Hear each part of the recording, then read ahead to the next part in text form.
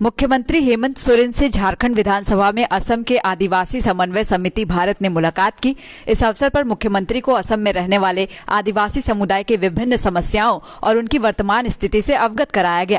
मुख्यमंत्री से कहा गया कि आदिवासी समुदायों के प्रति असम सरकार की उदासीनता से समाज की दुर्दशा हुई है। असम में निवास कर रहे आदिवासी समाज यहाँ हर क्षेत्र में निरंतर पिछड़ रहा है।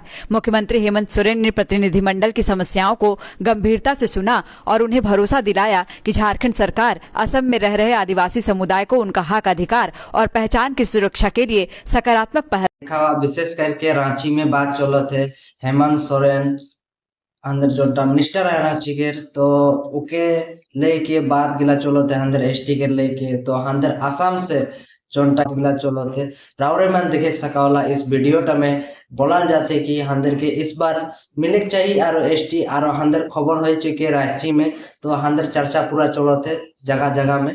तो रावरे मन आवाज उठे के नहीं बुलावा, तो हेर को आवाज उठाते रहा और नया नया अपडेट आते रहे एसटी के। तो सभी मन के मध्य से जय जोहार।